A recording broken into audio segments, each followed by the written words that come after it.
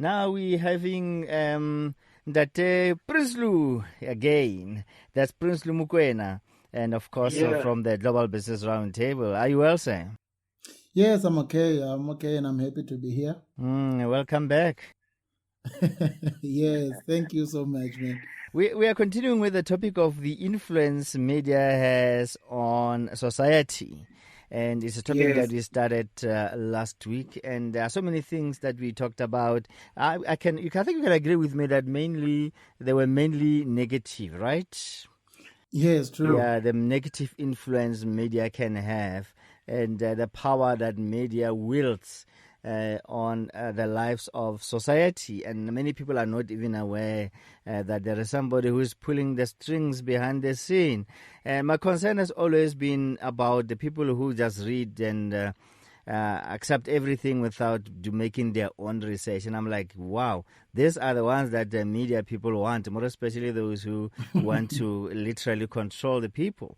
So they want people like that who believe everything that is written. I mean, they read it like the Bible. I mean, back in the days of the print media and newspapers, and I would see people religiously going to buy newspapers, and of course you would go for the ones that are pushing your narrative of life, whether you want to see life the way they are painting it and stuff like that.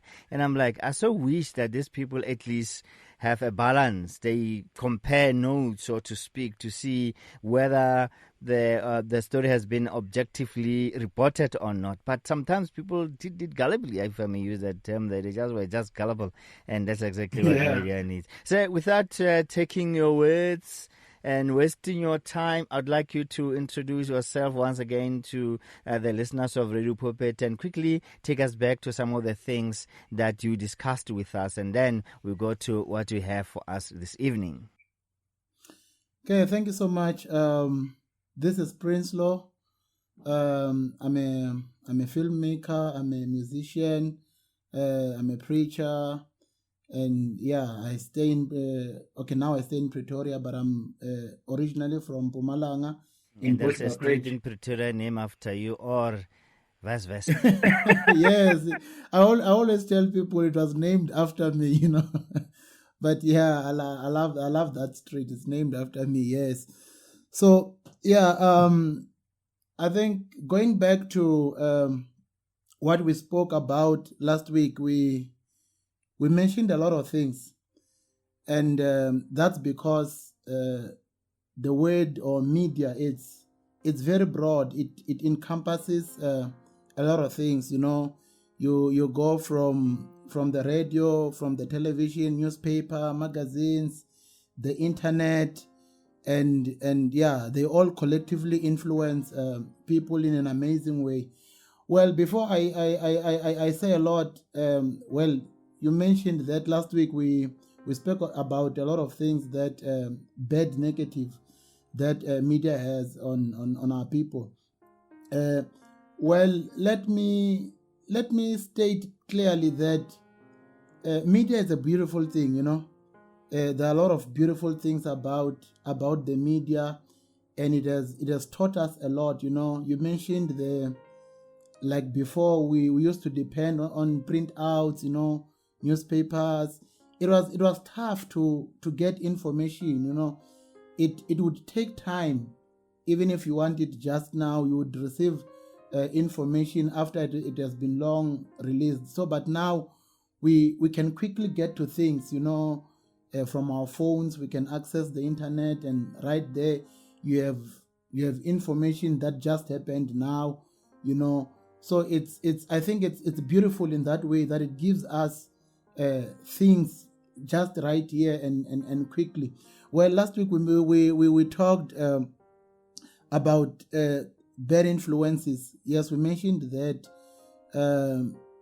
about the dress codes, the fashion, you know, that media has, you know, that it has influenced our people to dress in a certain way and brought pressure to certain people, you know.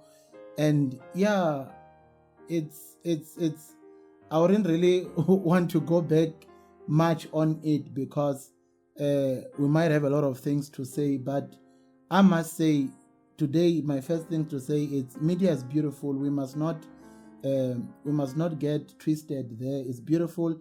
We learn a lot of things. We get things quickly. We have evolved from the early ages, and it's beautiful. But it's just a pity. A lot of people, we use it. We fail to take advantage of the media and use it in a beautiful way, and we find ourselves using it in a bad way, and it hurts us. I'm going back to what I wanna speak about today. Is that okay? Okay, it's okay. You can go ahead, sir. Okay, yeah.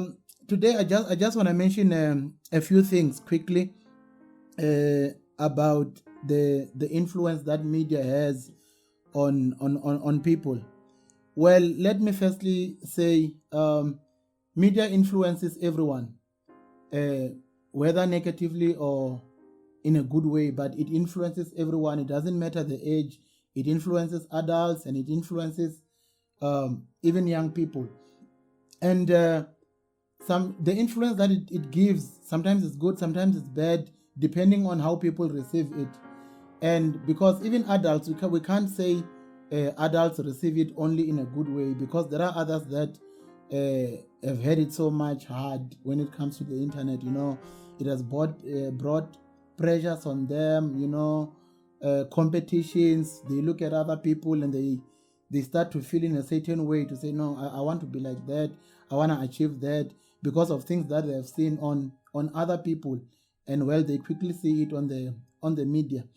But let me for today concentrate much on young people, because I believe the people that are mostly influenced by the media are young people.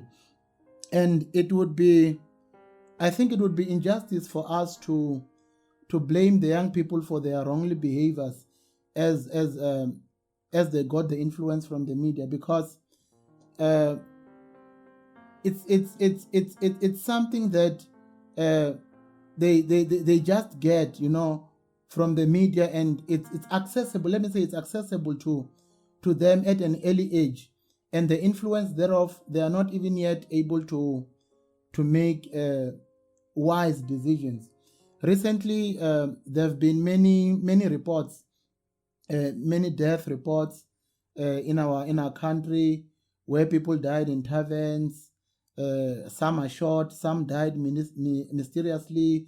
There's 21 that died in a club, and 2 weeks after the president spoke to the East London people who were mourning the 21 that died.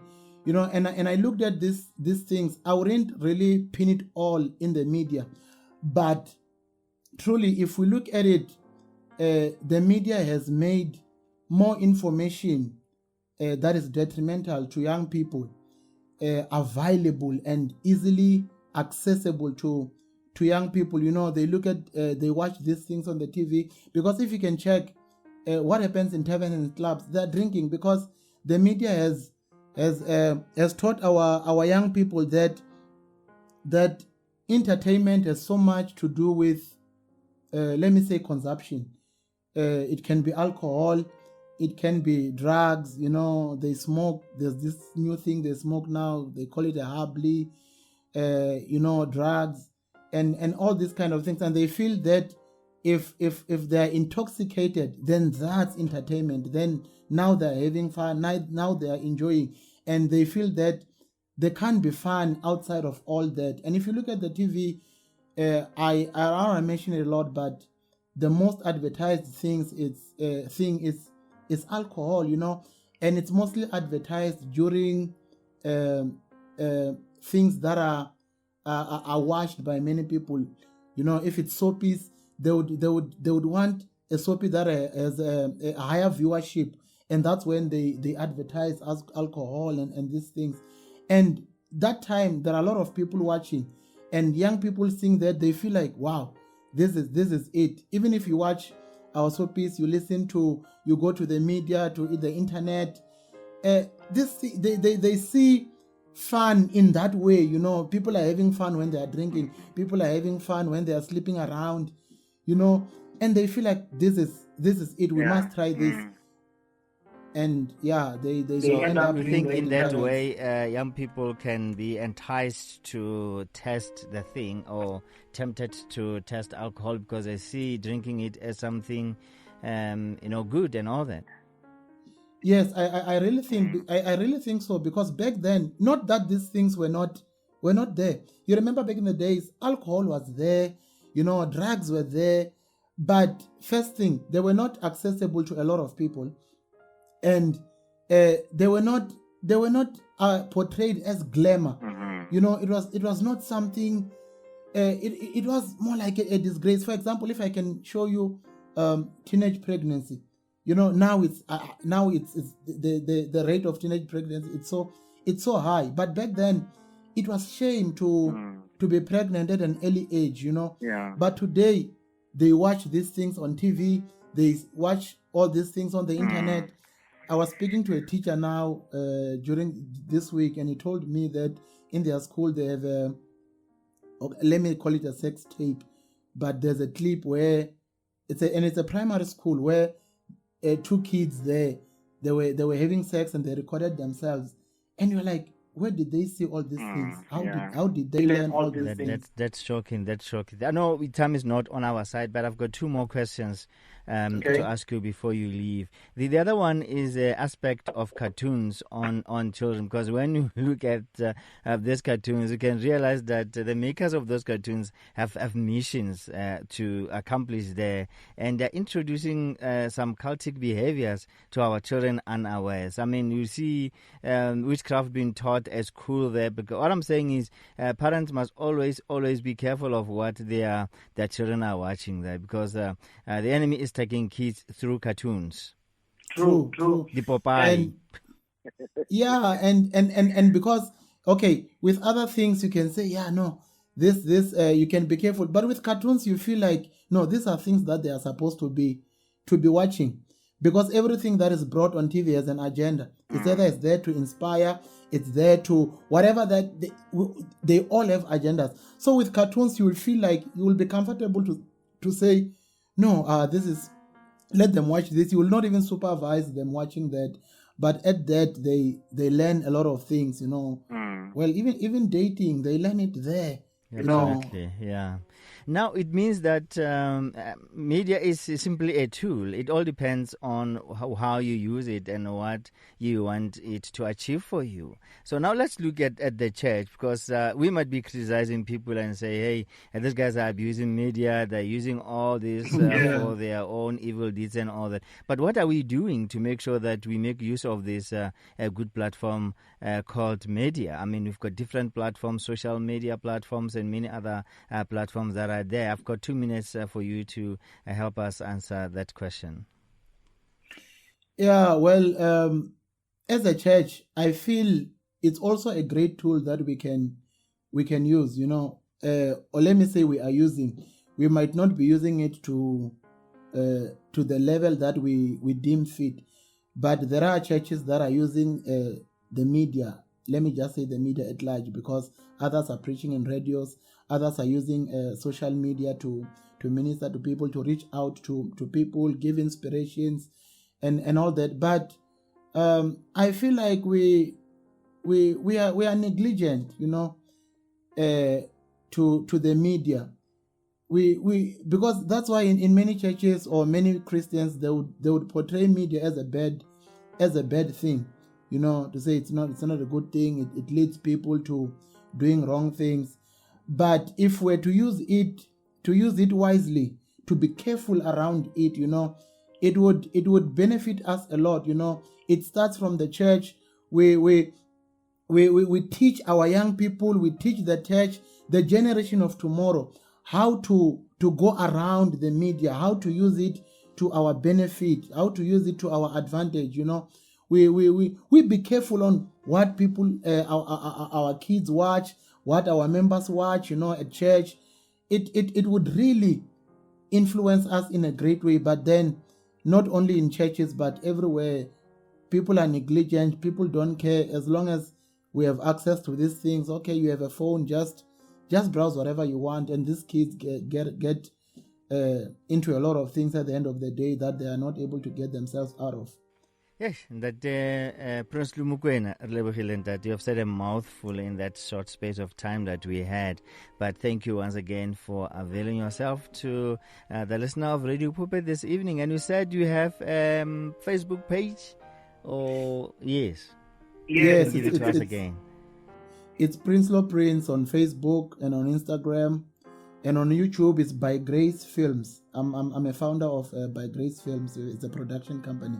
Mr. Prince Lo Mukwena, and his Facebook page there is Prince Lo Prince on Radio Pulpit, your daily company. Talking about the influence of media, and the guy is also, media guru. Yeah, he's got his own production company. Thank you very much, sir. So it means that we have been hearing from somebody who knows his story there. It's good for you as our listener to know about Radio Pulpit's activities. Or do you need advice in an area of your life? Then why don't you log on